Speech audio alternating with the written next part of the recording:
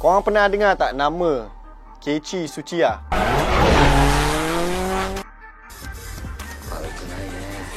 Kalau korang ni minat kereta, mesti korang akan pernah nampak atau pernah dengar nama Keiichi Tsuchiya ni. Kalau korang minat kereta, korang mesti tahu pasal racing, korang mesti tahu pasal drifting. Mana datangnya drift ni? Siapa yang memodernkan drifting punya culture dekat dalam satu dunia? Dan kalau korang pernah tengok juga cerita Initial D,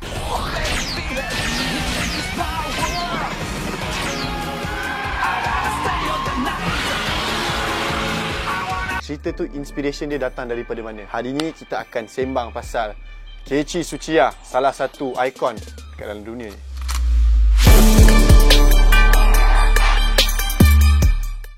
A bit of history. Siapa Keiichi Tsuchiya ni? Dia datang daripada mana? So, Keiichi Tsuchiya lahir pada tahun 1956 daripada sebuah kampung kecil nama Tomi Nagano dekat Jepun. Di situlah lahirnya insan yang bernama Keiichi Tsuchiya ni. So, Tomi Nagano ni sangat-sangat dekat dengan satu passage, satu jalan yang sangat-sangat legendary, iaitu The Usui Pass. So, Usui Pass ni adalah salah satu jalan yang mana orang banyak togeh and orang banyak main-main drift tengah-tengah malam, and kita akan cerita lagi pasal Usui Pass ni dekat dalam series ni. So, kalau kita dekat Malaysia ni, Usui Pass kita adalah Uluyam. So, ramai budak-budak kat Malaysia ni main Uluyam, main togeh kat situ kan. Naik genting, naik ikut Uluyam. So, samalah macam apa yang Tsuchiya ni ada dekat Jepun, dekat kampung yang bernama Tomi Nagano ni. Usui Pass ni adalah jalan Uluyam diorang. Tsuchiya ni sebenarnya daripada dia kecil lagi, dia dah memang sangat-sangat suka dengan racing, sangat-sangat suka dengan kereta. Salah satu ikon atau idol dia, salah satu ikon dia yang bernama Kunimitsu Takahashi. Dia bawa satu kereta GTR KPC G10, GTR yang lama tu, dia bawa untuk main race. And kalau korang nak tahu dulu punya racing, dulu punya zaman, walaupun tayar semi slick, tapi tak semoden sekarang. Dulu punya tayar semi slick, walaupun semi slick, walaupun tayar racing, tapi dia tak grip macam mana tayar sekarang grip.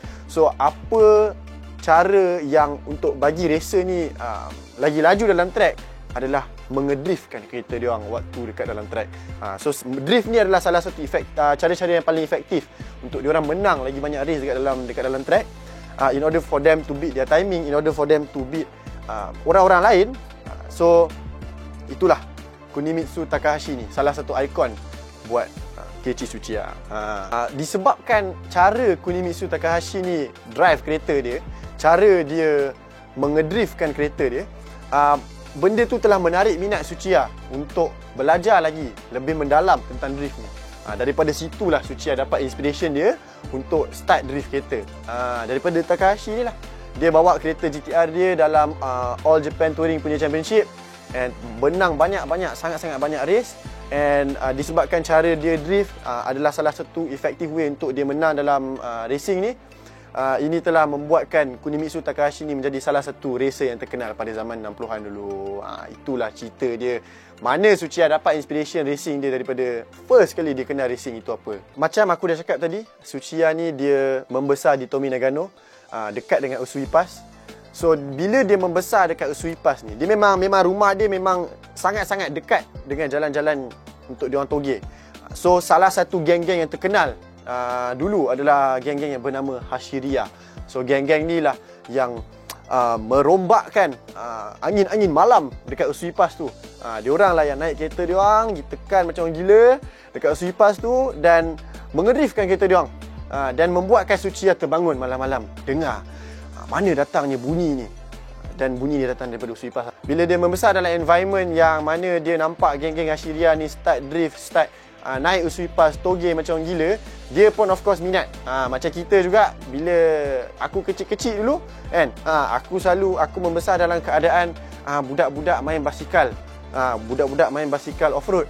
So aku pun tengok, bila aku tengok budak-budak main basikal off-road ni, aku pun nak basikal off-road. So aku pun pantai bapak aku kan, aku cakap, "Pa, abang nak basikal off-road, nak basikal off-road." Bila bapak aku kasih, macam biasa, aku naik dalam 2-3 hari pasal aku bosan. Tapi Tsuchiya tak. Tsuchiya sangat-sangat committed dengan racing ni. Sampailah fast forward, dia dah ada lesen. Bila kita ada lesen, ini common lah perasaan bila dah ada lesen ni. Bila kita dah ada lesen, kita dah besar ada lesen, kita punya need for speed tu sangat-sangat tinggi. aku nak cerita sikit lah. Bila aku time tu tak dapat lesen lagi pun. Aku baru belajar dekat akademi bawa kereta kan. So bila aku tengah drive tu, aku balik rumah. Ada sekali tu aku balik rumah, mak aku suruh pergi beli roti. Aku beli roti tapi aku mengilau. Aku pergilah jauh sikit. And bila on the way nak balik, hujan, tayar dah 4 tahun tak tukar. Aku pun accident. Airbag semua terkeluar. Dan itulah first time aku accident. Umur aku 17 tahun. Time tu baru dah habis SPM. Time tu darah membuak-buak. Sama lah macam Sucia ni. Darah dia membuak-buak. Dia baru dapat lesen. Dan apa yang dia buat selepas dia dapat lesen, dia punya idaman, dia punya dream adalah untuk pergi toge ke Usui Pass ni. Itu adalah salah satu dream dia lah. Dia nak menakluk tahta dekat Usui Pass tu. Tetapi disebabkan Usui Pass ni sangat-sangatlah bahaya. Jalan dia ada 180 corner, 7.5 miles. Jalan dia total length dia 7.5 miles. Korang pandai-pandai lah, korang kira berapa kilometer kan. Lampu pun tak ada dulu, lampu jalan. So Sucia berasa takut untuk masuk dan train dekat Usui Pass. So apa yang dia buat, dalam masa 4 tahun dia train dekat jalan lain dulu. Dia train dekat jalan yang lagi selamat untuk dia. So 4 tahun yang dia ambil masa, 4 tahun untuk trainkan diri dia supaya dia prepare dan ready untuk pergi ke Usui Pass. Alamak, tak boleh start lagi. Bateri problem Memang tak boleh start ni? Tak boleh, kau tengoklah, tak boleh start. Macam mana Alung nak bayar bateri? Itulah, nak makan pun duit tak ada sekarang. Aku betul-betul sengkit. Tak apa. Aduh, pening Alung lah. buka app bateriku, Alung boleh bayar bulan-bulan untuk bateri. Serius lah? 3 bulan dia bagi untuk bayar bateri. Tanpa faedah langsung. Tanpa faedah? Tanpa faedah, no interest. Terbaik lah. Alung bayar harga bateri tapi bahagi 3. Bahagi 3? Maksudnya sekarang aku ada 100, boleh bayar 100 dulu? Betul. Terbaik. Allah. Alung buka app bateriku, complete order sekarang. Jangan risau, nanti dia akan sampai. Alamak, terbaik bateriku. Okay, aku order sekarang. Aku order sekarang. Pas dia pergi ke Usui Pass, dia punya skill tu lain macam. Dia punya skill dekat Usui Pass tu lain macam. Dan dia sangat-sangat cepat untuk dikenali oleh racer-racer yang ada dekat Usui Pass tu. So disebabkan training yang banyak, dia menapau semua kereta-kereta yang dah selalu race dekat Usui Pass tu. Dan ramai yang kenal dia. Dan bila ramai yang kenal kau power, of course ramai yang akan challenge kau. So inilah inspiration dari mana Initial D datang. So kalau dalam Initial D, kalau kita tengok ada Mount Akina kan. Tapi dalam kehidupan yang betul, Sucia ni dia race dekat Usui Pass. Dan bila dia ada nama dekat situ, dia pun start kena challenge dengan orang. Orang datang rumah dia, bro jom lah race. Macam 3 tiang 4 tiang, lu ada form ke Jack? Macam tu. So berbalik kepada Nimitsu Takahashi, idola Sucia ni. Dia pakai kereta Skyline tu kan, Skyline lama tu. Sama juga macam Sucia, dia sangat-sangat minat dengan Takahashi tu. Dia sangat taksub. So apa yang dia buat, dia pun beli Skyline 2000 GT. Dia pakai kereta tu untuk menakluki Usui Pass ni. Dan untuk train jugalah. So itu adalah kereta yang dia pakai untuk race, untuk toge dengan siapa-siapa yang challenge dia. So bila dia dah sangat-sangat famous dekat underground ni punya scene, apa yang jadi time tu, Pro Racing Team dapat perasan dia punya talent ni. So Pro Racing Team ni sangat-sangat berminat untuk tarik Sucia dan masuk untuk race di dalam championship yang ada legal rules dan semua benda tu lah. So start daripada sinilah. This is where Sucia sparks his moment into the racing life, into pro racing life. Kat sinilah bila orang nampak dia punya talent daripada underground punya scene. Sebab dia sangat-sangat famous. Kalau korang nak try, boleh lah. Korang try race kan dekat Genting semua. Tapi silap-silap korang kena viral je. Tak ada Pro Racing Team nak ambil. Kat Malaysia lain sikit. Pada tahun 1984, Sucia ni dia dicantumkan dengan kereta yang kita boleh panggil soulmate dia lah, iaitu kereta AE86 True Veno. Dekat dalam kereta AE86 ni lah yang orang kenal cerita Initial D ni. So apa yang Sucia buat dengan kereta tu sangat-sangatlah affordable dulu. 1.6 dual overhead cam, rear wheel drive, sports hatchback. So ibarat macam kalau kat Malaysia Myvi lah, hatchback. Tapi Myvi dia bukan sport, dia hypercar. Ini sports je. So Sucia dapat kereta dia dan daripada sinilah dia start menang race. So salah satu kereta AE86 yang dia ada untuk race dulu adalah AE86 Advance punya livery, daripada Carrot Sprinter Racing kot tak silap aku. Dia menang banyak trofi. So 8 victories yang dia telah menakluki dan dengan kereta AE86 ni, iaitu dalam Fuji Freshman Series ni. So Ini menunjukkan bahawa kereta dia AE86 ni memang ngam lah dengan diri dia. Dia tahu apa basic skills untuk drive AE86 ni, dan dia tahu macam mana nak control AE86 ni, dan daripada situlah dia start untuk menunjukkan skill-skill dia untuk drift, dan macam-macam lagi. So disebabkan Tsuchiya ni dia bawa 86 ni kan, sampai satu tahap memang orang nak cakap power sangat, terlalu power. So apa yang grup-grup lain ataupun opponents yang lain, apa yang competitors yang lain tengok, sampai satu tahap dia orang tak puas hati dengan Tsuchiya ni. Sebab Skyline pun boleh kalah dengan Tsuchiya dalam race. Aku dah tipu. 86 Advance tu boleh kalahkan Skyline dalam Fuji Freshman series dulu. So Nissan sampai satu tahap dia minta officials untuk check kereta Tsuchiya ni if dia ada cheating atau ada buat benda lain yang tak ikut spec atau regulation dalam race tu lah. But unfortunately officials tak jumpa apa-apa. So memang Tsuchiya ni naturally talented, bawa kereta yang enjin kecil lawan enjin yang besar pun boleh menang. So sinilah maksudnya bila orang cakap it's not about the car, it's about the skill, you know. But at the same time, daripada sini apa yang kita boleh tengok, it's about the person and the car, you know. Dia punya relationship dengan kereta tu. So korang kena layan kereta korang macam awet. Bila kereta-kereta Skyline pun boleh kalah dengan E86 Tsuchiya ni, dari mana datangnya drifting?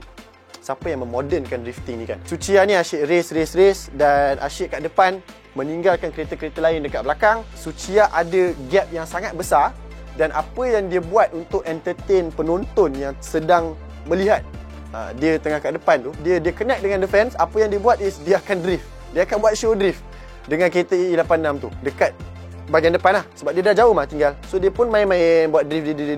So daripada situlah orang start tengok macam, ui gila power kan Tsuchiya ni kan, dia boleh buat drift, boleh main drift. Daripada situlah orang start kenali Tsuchiya dengan drifting pula.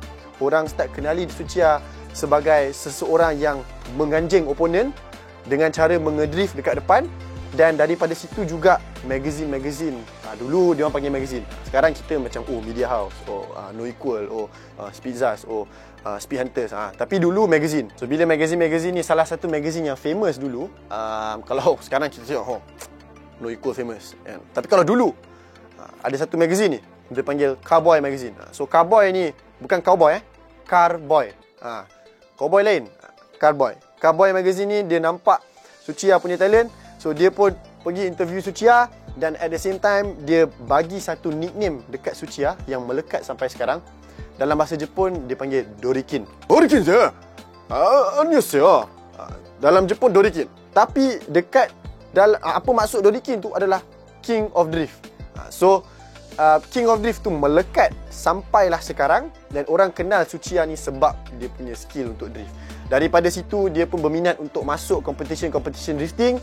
Pada tahun 2003 ada competition D1 punya drifting competition dekat United States. Tsuchiya join, and bye-bye everyone yang join lah. D1 ni kalau korang nak tahu, kita punya hero dekat dalam negara kita, salah satu hero kita Tengku Jan. So kalau korang tak kenal Tengku Jan adalah Prince of Drift Malaysia. Salah seorang yang awal masuk dalam scene drift dan masuk competition semua. So Tengku Jan pernah join D1 punya racing, D1 punya drifting punya championship dekat Irwindale Speedway, California. Sama juga Tengku Jan masuk pada tahun 2007 lah. Tapi dia tak ada lawan Tsuchiya 2003 kan. Tapi Tengku Jan dengan Tsuchiya memang ngamsoy. Pada tahun 2006 cerita Tokyo Drift Fast and Furious tu adalah movie yang kalau daripada kita boleh tengok, Hollywood pun dah nampak betapa famousnya Tsuchiya ni dengan drift, betapa hebatnya impact dia dalam drifting punya world ni. Dia memodernkan drifting ni. Hollywood pun nampak potensi yang mana orang ramai akan minat untuk tengok cerita-cerita yang ada drift ni. So dia buat cerita Fast and Furious Tokyo Drift, dan salah satu scene dekat dalam Tokyo Drift Fast and Furious ni dia ada cameo Tsuchiya tengah memancing. Dia tengah condemn orang tengah drift. So siapa yang kena YK, if you know you know. Boleh lah kau nak try kan, you know, bawa drift. Ada member aku yang ada Viva, nama dia Faris. Dia pun boleh drift. Tapi Viva kereta front wheel. Dia tu aku rasa ada darah-darah Tsuchiya sikit aku rasa. Tapi tak apalah, nanti aku interview dia. So kalau kita tengok sekarang ni, drift ada dekat mana-mana saja. Dekat mana-mana kau pergi mesti ada scene drift ni. So drifting ni was inspired by Keiichi Tsuchiya sendiri. Dia telah bawa drifting ni onto another whole level. Orang banyak respect siapa yang boleh drift. Aku respect siapa yang boleh drift. Encik Buzai kita yang boleh drift. Encik Jazman kita yang boleh drift. Ramailah drifter-drifter yang kat luar sana. Aku respect sebab drifting ni is bukan sekadar motorsport atau sports. It's basically art. Dia ada cara dia nak drift, you know. And daripada luar pun kau boleh tengok what if drifting dia tu cantik ke tak. Untuk aku cantik. Aku memang dah lama nak jadi drifter sebenarnya, tapi masa tak mengizinkan. Aku still tengah belajar kan, so macam-macam ada sekarang. Tapi tak apa, aku minta korang doakan aku untuk menjadi Suci yang Malaysia. Boleh panggil aku Suci Mike. So jangan lupa untuk like, subscribe dan share. Komen apa-apa yang korang ada kat bawah. Bagi tahu apa yang korang nak dengar lepas ni. InsyaAllah kita akan continue lagi dengan series ni. Apa-apa pun, Assalamualaikum warahmatullahi wabarakatuh dan ciao.